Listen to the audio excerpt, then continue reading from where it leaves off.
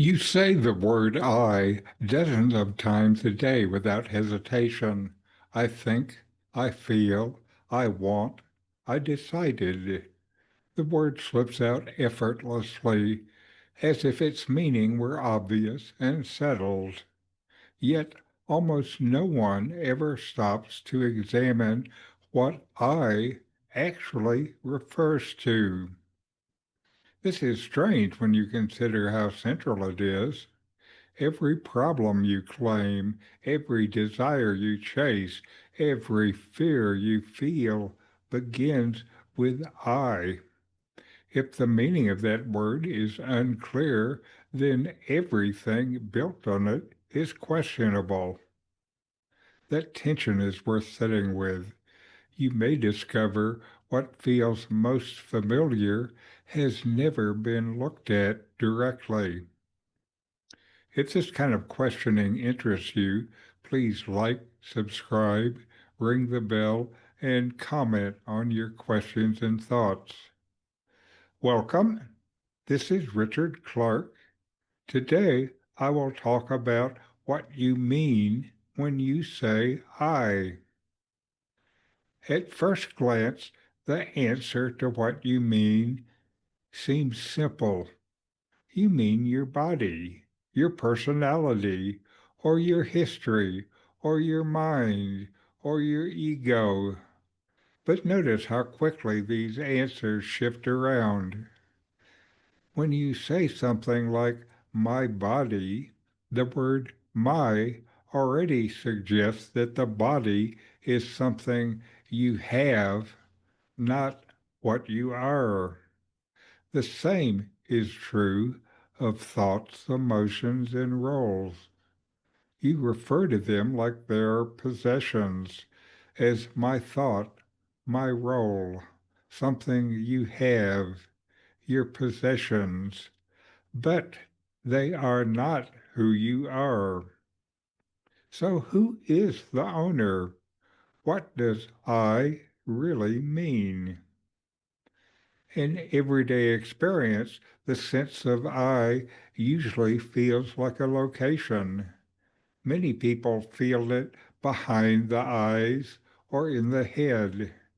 It feels like the one who is looking out, listening, thinking, choosing, and acting. This feeling is strong, but strength does not equal clarity. Instead of assuming this I is there, try examining it right now. Notice the sense of being the one who is hearing these words. The ears hear, they signal the mind, which interprets the sensory signals and turns the sounds into meaning. You know the meaning of the words. You know via the mind. But who is it that knows the mind? What exactly is this knower? Is it a sensation? If so, where's it located? Is it an image?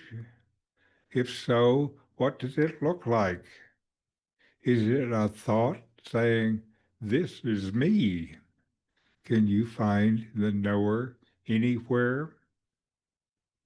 Whatever it is, it's something you're aware of. That already raises a problem. You can't be identical to something you observe. You have to stand apart from it to observe it. What is it, then, within you that says I? Investigate this. Most people never take this step. They mistake the feeling of being themselves for proof that a separate self exists. But even these feelings arise and pass like everything else. They're experienced. They are not the experiencer. They are known. They are not the knower. Just who is the knower? Is the mind the knower? We know the mind, so we cannot be the mind. So who is the unknown knower of all the known? This is where confusion sets in. The mind tries to answer the question of I with better concepts. It says, I am consciousness, or I am awareness, or I am the witness. These may sound refined, but they're still ideas. Self-knowledge, though, is not some set of ideas. It is direct experiential recognition. You know it by being it. When the word I is examined carefully, something simple becomes clear. There is experiencing of the world and activities.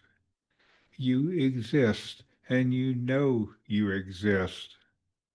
There is awareness of thoughts, sensations, and perceptions of experiences, but the separate I that claims ownership cannot be found as an actual entity. What is this I that I am that knows? What is it that knows this question? You can't find it anywhere, yet you know that it is there. You are it. This does not mean you stop using the word I. Language continues to function. You still say, I'm going to the store. The difference is the word is no longer taken literally. It is seen as a convenience, not as a description of a real inner controller. This matters because misunderstanding I keeps you trapped. You try to improve the I. You try to free the I. You try to get rid of the I. Every attempt assumes the I is real and central. The search never questions its foundation. When your identity is seen clearly, life does not become dramatic or special. You still have preferences. You still respond to situations. What changes is the sense of ownership. Thoughts and actions are no longer carried so personally. What does not change is the ordinary flow of life. What does change is your knowledge of your actual identity. You are not the thinking body owning its actions. You are the knowing awareness that illuminates them and is always there. This understanding often becomes especially relevant later in life. Roles fall away. The story you told about yourself weakens. The question, who am I really, becomes unavoidable.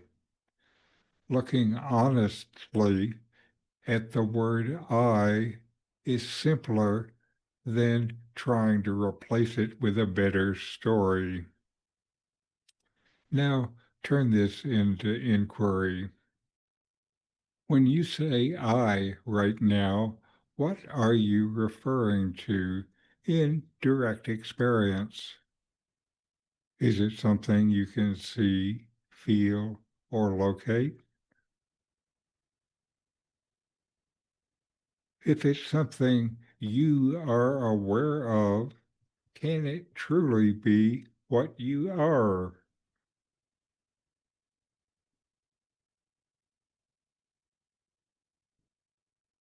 Leave this question open.